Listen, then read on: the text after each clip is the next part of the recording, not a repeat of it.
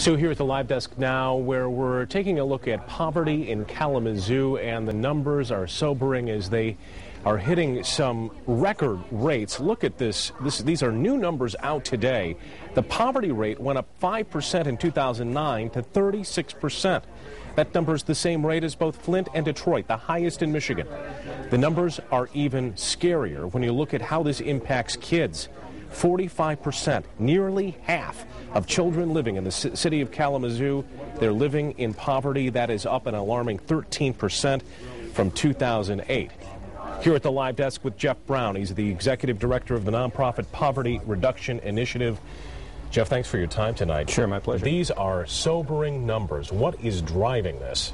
Well, you know, our poverty rate has been going up for a while, and this actually began before the economic downturn, but now certainly it's driven by the more recent problems that we have with job creation in our economy.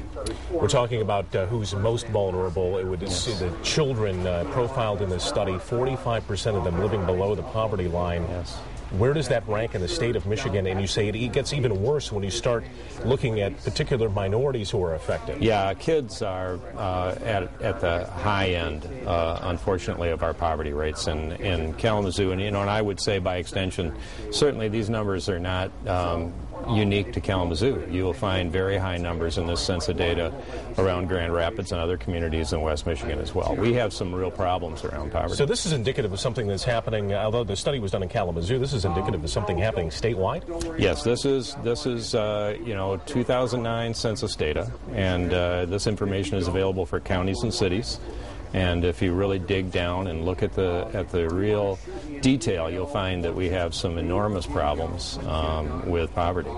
Jeff, a lot of folks might wonder, the state's Department of Human Services, do they have the ability to handle this kind of crisis, the magnitude of this? Well, the resources for basic needs are taxed. They're taxed by in the nonprofit sector and the faith-based communities, and certainly the state services are. Right now, the average caseload for a DHS worker in the state of Michigan is 700.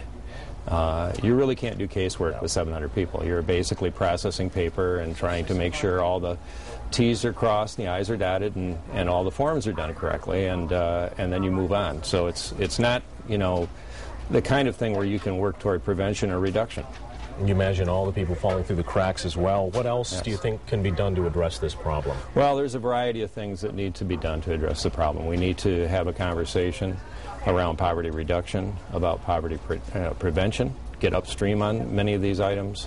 Home ownership is important, building assets for people, savings accounts, kids' savings accounts, through individual development accounts where match savings are available. We have to build capacity in people, whereas the poverty rate and by income is very high. If you look at the asset poverty rate, your ability to be able to survive for more than 3 months if you lose a job, it's almost twice as high. Very surprising numbers indeed. Jeff Brown, executive director with the nonprofit Poverty Reduction Initiative. Jeff, thanks for your time today. Thank you.